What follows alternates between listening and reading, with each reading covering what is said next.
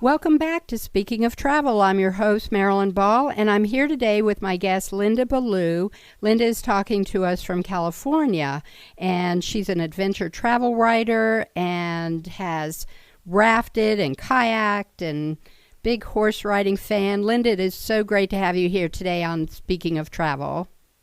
Oh, thanks. Yeah, it's great to be here. Well, Yeah, so what I was saying about not wasting this time, I mean, this is opportunity time.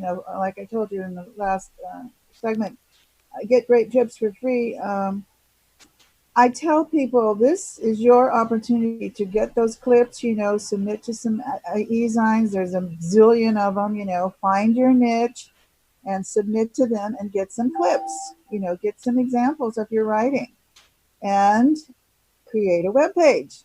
You can do it. It's easy. GoDaddy. It's free almost. I mean, very minimal. And they have a nice template. Anybody can do it, I think. If I can do it, you can do it. And I created, one of the things I did was I created a website dedicated to my travel, lostangeladventurescom. My main website that I've had for a couple of decades has all my books on it. But I think if I'm querying people who are interested in outfitters, all they care about is my travel articles. They don't care about my books. You want to focus on what and they're not going to study you. You have to present yourself in an easy fashion. And I did create a playlist on YouTube with a dozen more tips that are not in the book, and I'll be creating more as I go along, as I think of things and things are changing. Like right now, I'm learning how to do the Gopro camera. I know all the kids can do it; they seem to be born with these things, but there's a learning curve for me. But I love river trips, and I had a trip lined up on the Rogue River. It was a big disappointment for me not to be able to go this year, but you know what? The river's been there for a long time. I'll get there next year. I'll get there when there's a vaccine, but I'm not going to waste this time. When it first happened, I felt very unhappy and frustrated and kind of like a little animal chewing its leg caught in a trap, It was so bummed out because life was so much fun for me and I was having such a great time. And I'm not a kid, and I didn't want to lose this year. But the fact is, I had a lot of writing to do that I hadn't done. And so, armchair travel is what people can do now. They can. And in my book, let me just explain the difference between a travel essay and a travel article. Your outfitters are not going to be interested in your travel essays necessarily. They're going to want your articles about them.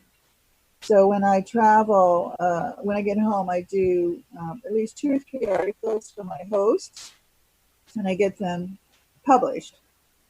And then I write a personal essay for me. What was it about that trip that was transformative? What did I learn? How did my perspective change? About the place that I went. Those kinds of things are what you put in an essay, a travel essay, which has a dramatic spine, just like a short story, a beginning, a middle, and a button up. And there has to be some reason for people to read that story. It can't just be, I went there, I had fun, So those are the travel essays or travel memoir, if you will, is what is in my book, Lost Angel Walkabout. Now that I just put into audiobook format. It'll be coming out, I hope, mid-August, certainly no later than the end of August. Right now, the book is available in print and Kindle and ebook and all over. And it's gotten great reviews, by the way. I will not be convicted by a jury of my peers. I get fabulous reviews from other travel writers. So the work is good, and that's the other thing. Don't put anything out that isn't edited, that isn't good, that isn't professional, because once it goes on the internet, it's out there. And you can't call it back. So take some writing classes. Invest in having an editor. I have an editor. She's been with me for, I guess, almost 15 years now. And I don't send anything out without her looking at it because we're blind to our her foibles. And she is a more tender-hearted person than I am.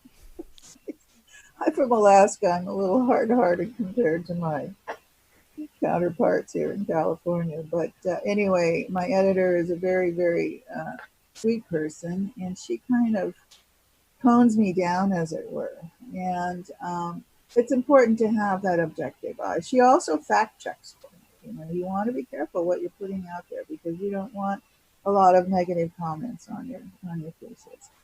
So now's your time. You can do that. You can learn how to write better. I mean, there's a million opportunities on the internet for learning, and that's the other thing I've been doing is learning how to do video editing because that's what makes really great promos and trailers for your books and things like that on social media. And I want to be better at that. And I'm using this time to upgrade myself. The other thing I'm doing, which is huge, is I'm writing a novel that I have been talking about writing for probably the last decade and didn't have the time to take on the challenge. But now I do. Now I do. Now I am, you've got to be careful what you ask for because now I am a full-time writer and at home and really enjoying it and taking advantage of it. And that's what I stress that you do if you have any desire to get into the travel writing world or the writing world or whatever world. Don't waste this time. Very good advice.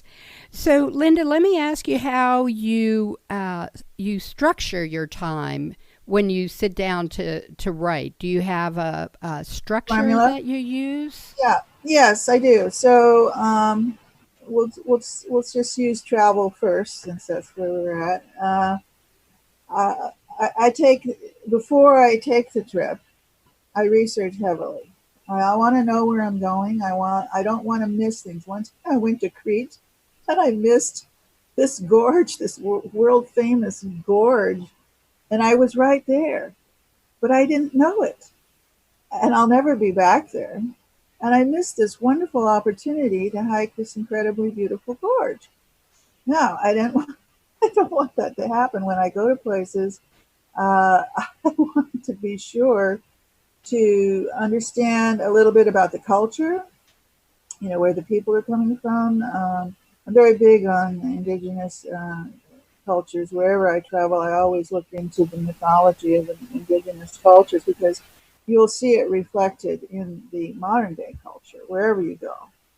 And you know, it will be writing about it. So I want to take photos of things too that I know that are significant that I will be writing about. So I'm not the world's greatest photographer. That is something that I talk about in my tips. It's a different job. Travel writing and travel photography are two different jobs. If you're, you know, I just take my cell phone, of course, which is you can get fabulous pictures with your cell phone and videos that you can share really readily. And then I take a smaller Lumix that I can put on my belt, and I don't even feel it. It's there with me all the time. And if I need to take a snap, or a video, and these little cameras take fabulous pictures. And you know, sometimes when I'm on a trip, there will be other people who are really terrific photographers who are into that and have the $5,000 worth of equipment and they're hauling it around with them, which I don't want to do. So take advantage. Be able to really do a little bit of research and think about what it is that you actually want to focus on. Exactly. Linda, tell us again how we can get more information and be able to see your books and read about where you've been and read some of your stories. Sure. Well, lostangeladventurescom is my travel site dedicated to travel essays and articles. and you'll see lots and lots of photo galleries there. And at the bottom of the first page, there's an articles button. You pick that, and you'll open up to, a whole slew of articles that I've written. My other page, author.com, includes my articles. That page is there as well, and my other books. Now, one book we haven't talked about, which maybe we can talk about next, is Lost Angel in Paradise. I would love to talk about that. That sounds wonderful. Well, I'm here today with Linda Ballou. She's an author. She's an adventure traveler. Linda, I can't thank you enough, and I look forward to coming back after the break and talking more about your books and your lifestyle, and get some tips too for the people out there who are armchairing right now, and how they could possibly get some ideas on what to do next. Thank you so much. This is Marilyn Ball. You're listening to Speaking of Travel. I'm here today with Linda Ballou.